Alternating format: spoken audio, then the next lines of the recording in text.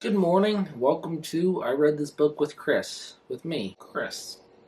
Today, we are drinking a whiskey soda while discussing two different novellas. So today, I'm going to be reviewing one of my ace doubles, which I have been calling double features, although I think feature is technically a movie term. And these aren't features, they are titles. They're called ace double titles or ace doubles. But I will probably keep calling them ace double features because that sounds more like a thing. So we have Reality Forbidden by Philip E. High and Contraband from Otherspace by Bertram Chandler. So ace doubles was a way to sell novellas or short novels from authors that were unknown. This could either be authors that were generally just less well known or new in their careers, or in this case, we have a British man and a Australian getting their start in the American market. Novellas are very interesting. So I looked at this and let's see. Contraband from Otherspace is 104 pages, and it's 151 for Reality Forbidden. So 151 pages is a short novel. 104 pages is more like a novella. I don't know if there's a clear cutoff. It seems to be, at least recently, one of my more favorite mediums, the novella and the short novel. A lot of the sci-fi that I've been reading have been short novels, and these double features are great because you can really get a concept down in a short period without having to worry. So some of the other books I've read recently, it sort of feels like they drag. A lot of concepts, if it is a conceptual piece of science fiction, can drag because you have an idea, but you need to make 200 pages, 250, 300. So you just keep going and going and going. And there's a lot of story that isn't necessary. There's character development for characters you don't really care about. And I've got nothing against character development. Having good, strong characters can really make a story, especially if there's good writing. But a lot of this old science fiction is not known for its quality writing. Even the greats like Silverberg and Dick and Bradbury, all the guys that you think of when you think of great science fiction, a lot of them had several great stories, great novels, great characters, great everything. And then you go and you read, especially for Philip K. Dick, I'll just pull him out. A lot of his stuff was a lot. And you could have gotten your idea through quicker. And it's Pulp Fiction, right? It's science fiction is Pulp Fiction, especially back in the 50s, 60s, 70s. It was meant to be read, and they're very cheap books. I have several books that I read and have read through where the spine is literally falling off. Like this one, you can, like, the cover is falling. And yeah, it is 60 years old, this book. But you can have some other stuff that isn't Pulp Fiction, which has made it lasted perfectly fine. I wouldn't be surprised if there's only 2 people that own this before me in the last 60 years. I mean, it's not crazy to own a book for 20 years, 30 years. And yet it's not in great condition. Like, there's some lines right there. I wouldn't be surprised if there are rip forms here. Another right there. Pulp Fiction is what it is. It's meant to be used and then discarded. But there were a lot of them made because they were so cheap and they were sold cheap. And that was the idea. You just make and you print it off real quick. And it doesn't matter because it's so cheap. That's the idea that's the idea for Pulp Fiction. So that's part of the reasons I like novellas is because I like Pulp Fiction. But you can get the idea down. You can get everything you need down in a short period of time. So let's get onto these novellas. Contraband from Otherspace by A. Bertram Chandler, Masters of the Variant Universes. There's no back cover for these, and for a lot of these old sci-fi, you open them up, and on the inside they also have basically would be the inside cover, like one of your modern hardcovers, which is either people praising it or a short description thereof. So I will read you the description for Contraband from Otherspace. Slaves of the starship Freedom. Out there, along the outer edges of the galaxy, many strange things can happen. For there, time and space undergo strange distortions, and space ghosts may appear where no ship ought to be. Where Commodore Grimes of the Rim Malamute was concerned, the derelict vessel, so strangely named the Destroyer, was no space ghost. It was solid, it was real, and it was very disturbing. For one thing, it had been manned by desperate men and women clad in rags. For another, everything was curiously misplaced, misspelled, somehow wrong, even to the adjustment of the seats, as if people had tails.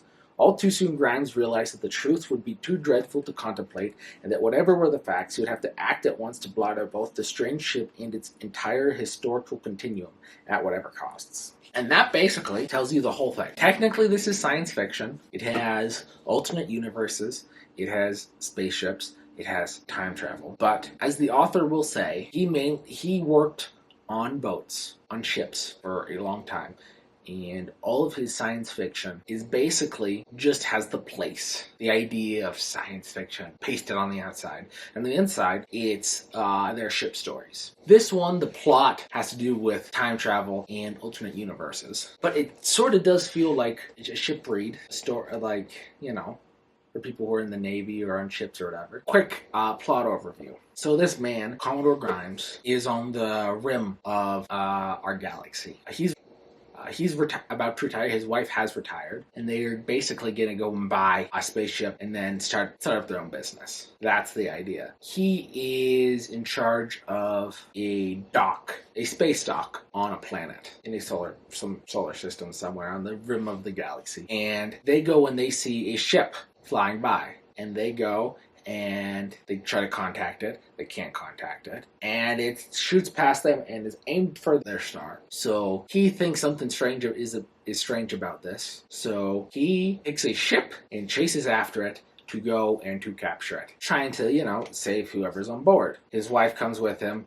They bring a psychic with them. All this stuff. They go, they try to psychically contact the people of the ship. They get nothing. They try to contact them with radio waves and all this stuff. Get no contact. So then they catch up, they sync up, and they board. And when they do, they find everything is slightly off, as it says. Instead of being a destroyer, it's a destroyer, where every vowel is an I. It's the English language, but just replace every vowel with an I. Basically, that's it. And they go up to the cabin, or to not the cabin, what's it called? The control room. They go to the control room, and the seats have space for tails, but the people who they find are all human beings who are starved, that don't have tails, and they're very confused about it. The space suits they find on the ship are all meant for people with tails. Very confusing. Alternate universe. They've had some experience with this, and they realize that if they blow a nuclear explosion right outside this ship, it'll probably, instead of destroying the ship, send it back to the original universe. So they load them. They fix up the ship to make sure it's in working condition, and then a crew dressed in rags get sent back to this previous universe, to this other alternate universe, where they realize that basically mutated rats have become humans. The size of humans. I mean, they're small humans. And they start speaking English, and they become so intelligent, they are able to take over a ship, and then they have taken over and created a small rat empire. They realize this is bad. They figure out where it originally happened, what's the original ship in which these rats mutated. Then they figure out a way, with the help of some dinosaurs on another planet,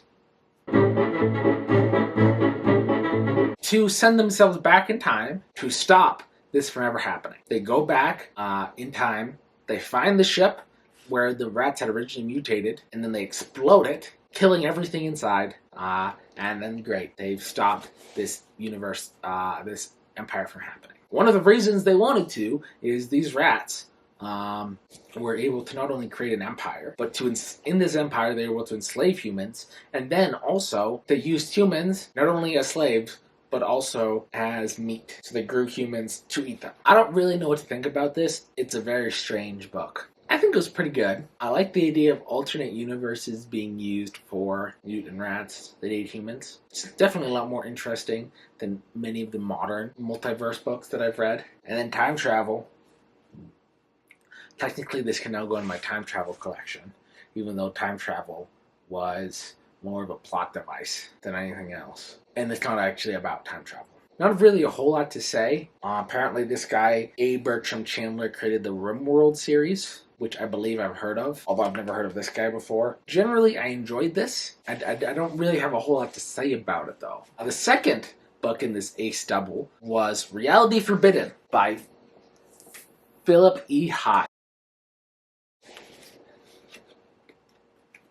Philip E. High is an Englishman residing in Canterbury in Kent. Like most writers, he held many different jobs before finding just the one that was right in order to become an author. This is the summary, inside Dust Jacket summary. If wishes would come true, how often has every human being thought that? How wonderful life would be if only we could have everything we ever dreamed of. So, Reality Forbidden is a post-apocalyptic world. I don't know if it's post-apocalyptic, but these dream machines came into existence, and then modern civilization as we know it fell. Most of the world is controlled by, not states, kind of like city-states. They talked about Boston and New York and London and Madrid, and all these cities basically controlled things.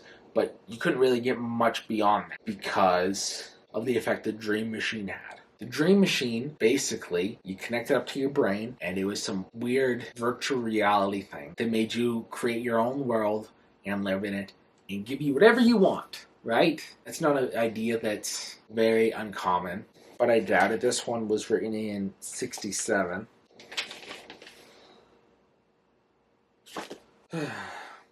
What happens in Reality Forbidden? So it starts off with two characters who are from London but crash their flying machine into Canada. They are then caught by some of the people who say, what's going on here? And you learn quickly that the world has split into these city-states. And most of these city-states in the world, the Dream Machine is outlawed. But I believe it's Toronto. I don't know, it's one of those Canadian cities. They decided, we're not going to outlaw, we're going to make it legal, but if you get addicted to it, we have doctors who are going to go and try to solve it so you're no longer addicted.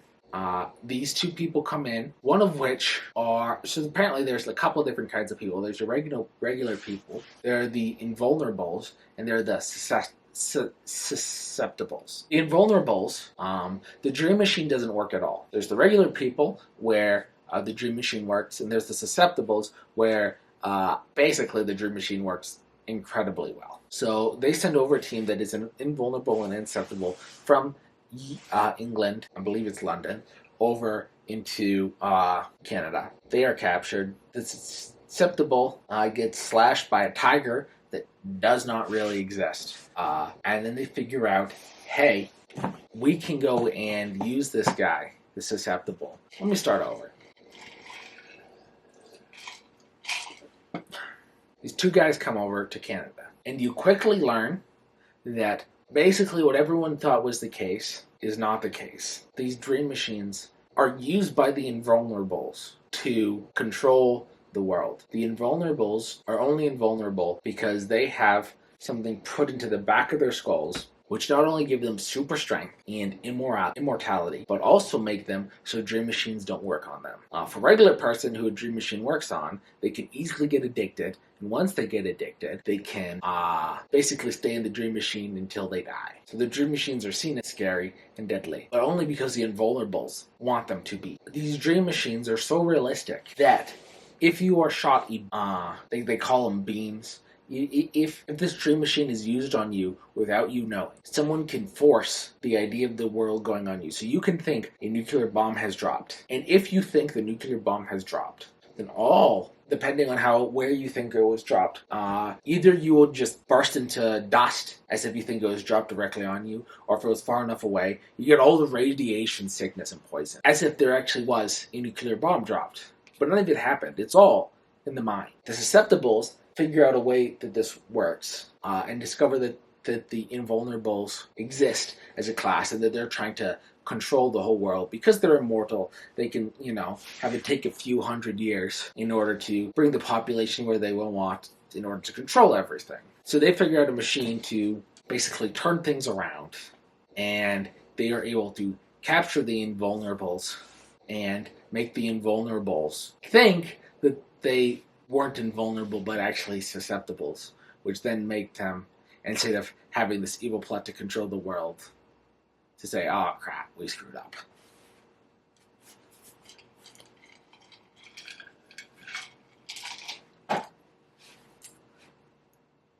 It's a very weird story. It's not super well written. I don't know what really to say about it. So these are the two stories.